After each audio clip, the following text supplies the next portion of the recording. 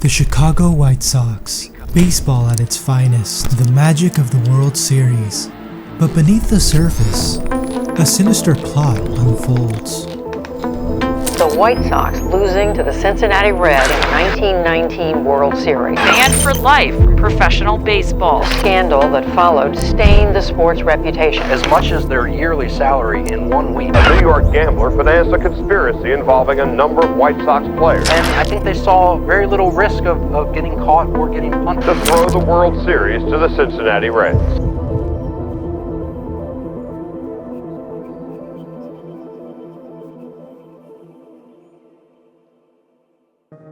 In 1919, the Chicago White Sox infamously played the villain in one of baseball's most notorious scandals. When the American League was formed in 1901, they were one of the 8 charter franchises. Establishing themselves quickly, the White Sox won their first World Series in 1906. In 1917, they won it all for the second time. But just 2 years later, it all came crashing down.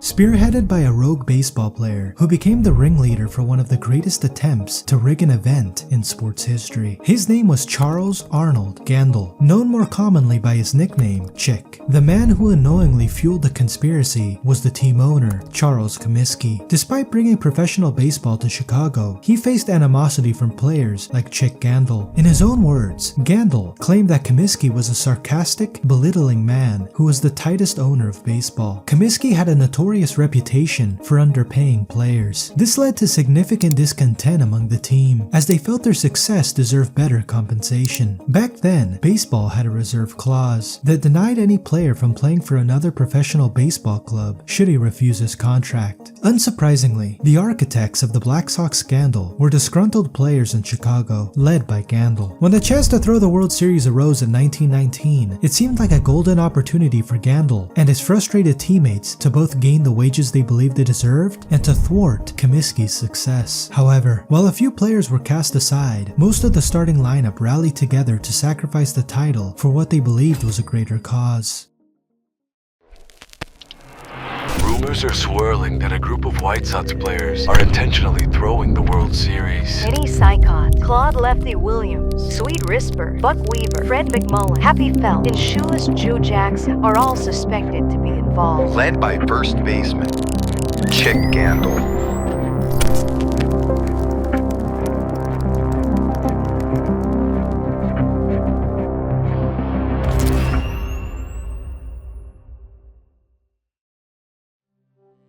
Standing alongside Chick Scandal were Joe Jackson in left field, Buck Weaver on third base, Oscar Felch in center field, Sweet Risberg at shortstop, and the team's 2 leading pitchers, Eddie Sycott and Claude Williams. Fred McMullen in the infield later got hold of the fix and demanded a cut or he'd squeal. In the past, the relationship between baseball players and gamblers was more casual. They would socialize in bars after games, freely bet on sports, and develop friendships.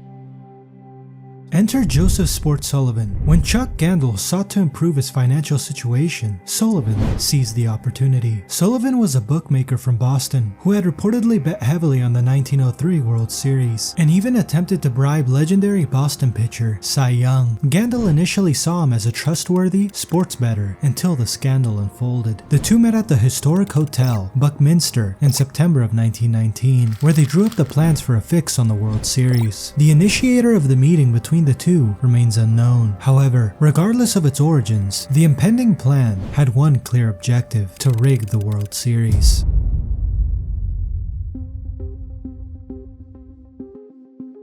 His offer was $10,000 to any man who would help his cause, a deal that many of the players on the White Sox would have struggled to turn down. Sullivan reassured the players, indicating that it had been done before without detection. This raises questions about how many other World Series between 1903 and 1919 were affected by similarly meticulously planned scandals. The reported offer from Sullivan gave Scandal and Sycott a real headache. Not only were they to decide if the offer was sweet enough to risk their careers, but if it was, they'd need to find 6 other players to cut in, without the danger of the conspiracy getting out publicly. Scandal reveals that the 1919 White Sox were not a close-knit group, often engaging in conflicts. He and Sykot ended up choosing 6 players they disliked the least for the scheme. Upon returning to Chicago, Sykot introduced Scandal to Bill Burns, a former big league pitcher. Burns advised against dealing with Sullivan and proposed contacting other major gamblers. Despite warnings from Sullivan, Burns got involved in negotiations, sparking a bidding war among disgruntled team members. Trying to keep a lid on all this was proving to be difficult. The gambling world was starting to sniff around, and the news of a potential fix on the World Series had already leaked its way out of the room. Bill Burns had gone to Montreal to speak with a rich gambler friend of his. In the interim, the deal from Sullivan was laid out in full. He was bringing a friend over from New York with the intention of wrapping up the deal on his visit.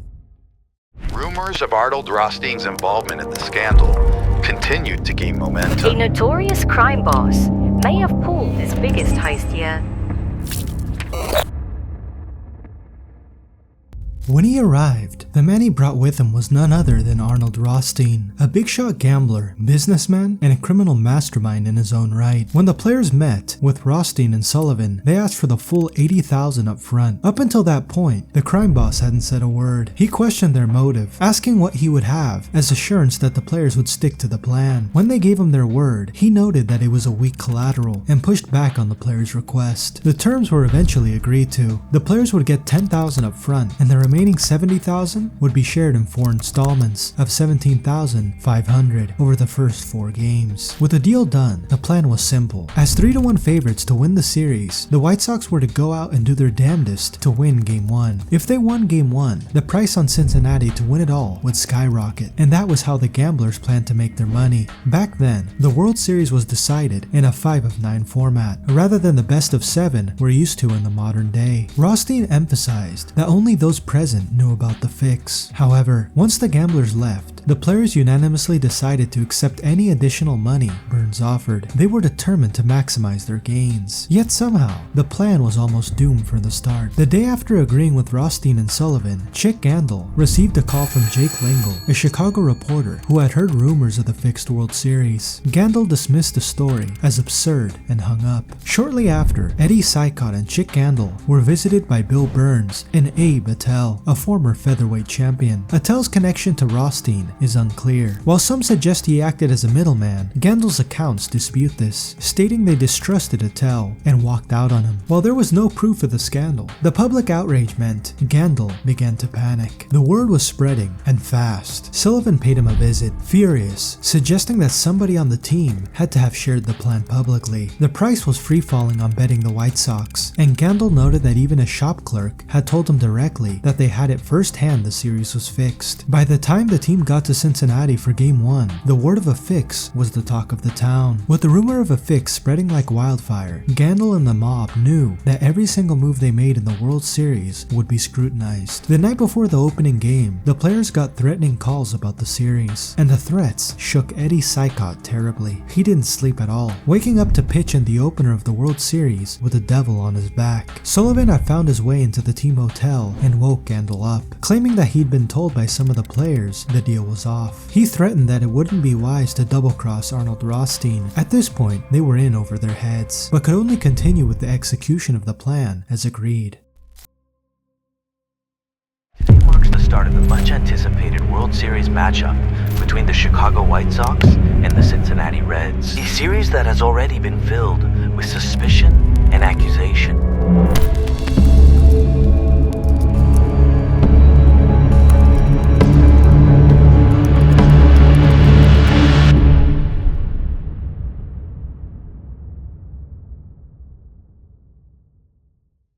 In Game 1, the Cincinnati Reds played the White Sox. The Reds won the game 9-1, tallying 14 hits. Part 1 of the plan had failed. Now everybody involved was scrambling. Comiskey was scrambling, running around like a lunatic in an attempt to find information about the fix. But the players and the gamblers never contacted each other. At one point in the series, Charles Comiskey even attempted to enlist the help of the American League president, a man named Ben Johnson. With rumors swirling so heavily, the best bet was to lay low. Nobody tried to collect collect the first installment of the $70,000 payout on the player's behalf, and none of the players heard from Sullivan or Rothstein. So when Game 2 followed a similar path, the suspicion around the series only grew stronger. Claude Williams, arguably the best pitcher on the team, had a wild inning, walking 3 batters and handing Cincinnati a 3-0 lead in the process. Those observing spread rumors that he was ignoring the catcher's signals and throwing the ball game. At this point, the players were in a limbo that had them doubting whether the fix was still in play or not. While they managed 10 hits in that second game, they still came out having lost 4-2. Every mistaken blunder was being assumed as the part of the ultimate conspiracy, and whether it was true or not, there was no escaping the public criticism and mounds of pressure that came with it. The White Sox returned to Comiskey Park for the third game, and Dickie Kerr threw a shutout game, leading to a 3-0 win. Following the game, Gandil was surprised by a visit from Bill Burns. When the White Sox won the third game, Burns and those informed about the fix, who had heavily bet on Cincinnati, became panicked. The gamblers wanted assurances that the fix was still on, and that the White Sox crew were still planning to throw the World Series. His offer was $20,000 for Gandil if he could personally guarantee the outcome. He swiftly declined, not trusting the offer or the man behind it. Game 4 fueled the fire.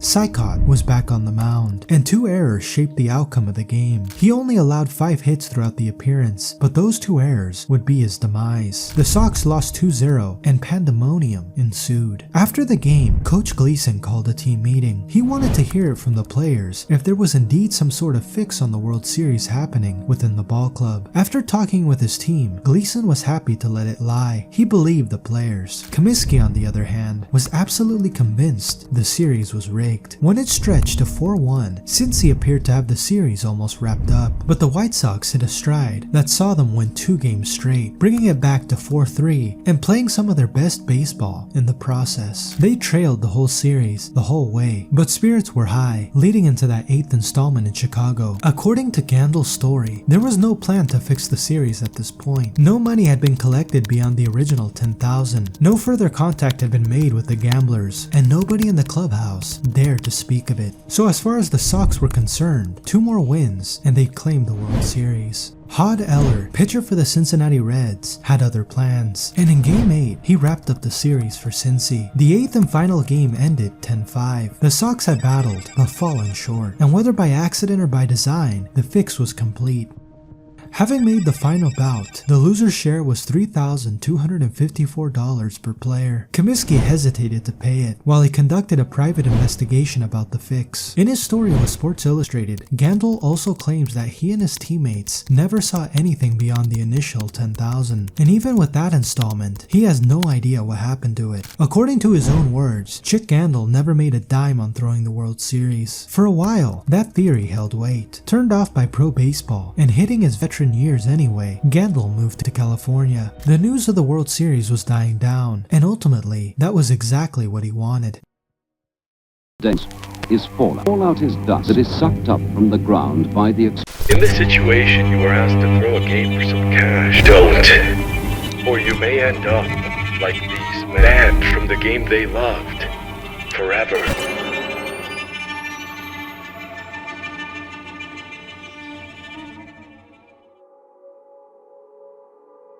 But it was Eddie Sykot who came forward and confessed. At some point in the midst of the 1920 season, it all came out. Sykot had gone to Gleason, who sent him on to Comiskey with the story, and the Sox owner quickly demanded he confess in front of a grand jury. The gig was up, and the headlines flew. Comiskey banned every player connected with the fix, just before the pennant race of the 1920 season. Imagine the scene. In the midst of the season, the White Sox expelled half of their starting lineup. Unsurprisingly, their season quickly collapsed.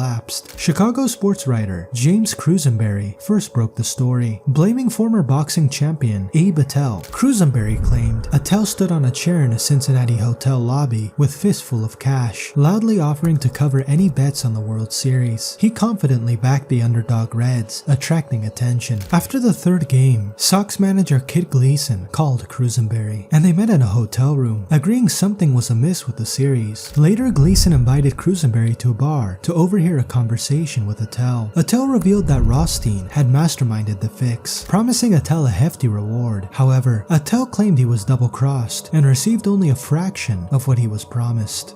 The scandal brought long-standing frustration with the way that baseball had been run to a head. It was the final nail in forcing change, and the plan was to hire a very well-respected federal judge as part of a 3-man commissioner's crew. His name was Kennesaw Mountain Landis, and having been headhunted for the role, he moved to accept, but only if he was to be the sole commissioner of the game of baseball. So the Black Sox Scandal helped to introduce baseball's very first commissioner, and one of his first tasks was to clean up the scandal's aftermath. Landis was appointed, and the players involved with the White Sox fix were quickly banished. Sycott's confession in front of the grand jury blew it wide open. Landis put all 8 players, including Gandil, Felch, Jackson, McMullen, Risberg, Weaver, and Williams, on an ineligible list, while they were actually acquitted in court, citing a lack of concrete evidence which had gone missing. Landis cared none. In a statement following the verdict, the newly found commissioner said, "Regardless of the verdict of the juries, no player who throws a ball game, no player who undertakes or promises to throw a ball game will ever play professional baseball again."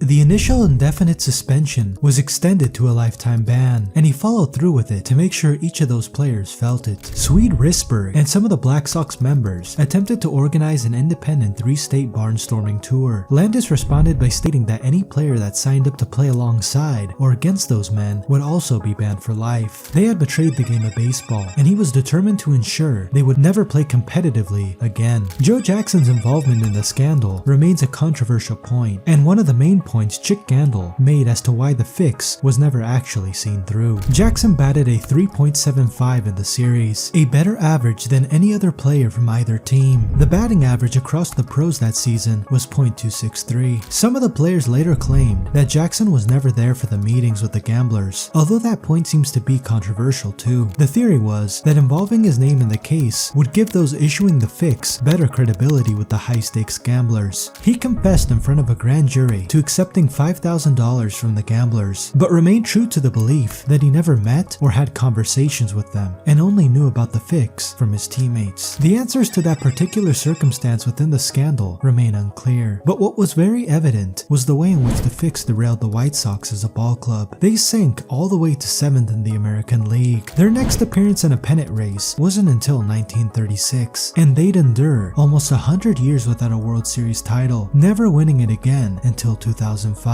Were the White Sox cursed? Perhaps. During the trial, Abe Attell denied any involvement, claiming they had the wrong Abe Attell. Bill Burns pointed a pretty strong finger at Rothstein and claimed that Eddie Sycott had once said he would throw the ball clear out of the park if needed to lose a game. As for Arnold Rothstein and Sports Sullivan, neither were indicted, neither were found guilty. According to reports, Rothstein paid Sullivan to flee to Mexico so as not to testify in front of the grand jury. The crime boss was worried that Sports' testimony would expose him as the financier of the whole charade. Miraculously, the signed confessions of Eddie Sycott, Claude Williams, and Joe Jackson all vanished, along with the minutes and notes from the grand jury for all 15 days of the trial. Without the signed confessions, and the players refusing to confess on the record a second time, the jury had no option but to simply throw out the case. Rothstein walked free, and the sum he won on the Cincinnati Reds is unknown. Some assume it was less than $100,000, while others believe it could have been north of $350,000. In 1921, he was involved in a sporting scandal again, this time in a horse race in which he collected over $500,000, having rigged the race. He got into bootlegging and drugs, smuggling in New York, and illegally importing alcohol. In 1928, he was shot and died 2 days later, succumbing to his wounds. The murder was thought to be linked to a high-stakes poker game with another mob, which had been rigged with Rothstein as the target. By the end of the game, he owed $320,000, but refused to pay with suspicions that he'd been set up. He was shot and killed in the aftermath. The Black Sox Scandal muddied the world of pro baseball, and the introduction of its first commissioner and the subsequent punishment for Gandil and the gang kept the game afloat. No sport in which the ultimate prize can be purchased would stand to survive, so re-establishing the integrity of the game was imperative. None of the 8 ever played professional baseball again. The story lives on as one of the most damaging in baseball history, but still a fascinating tale of what might happen when those on the field get far too close to the gamblers.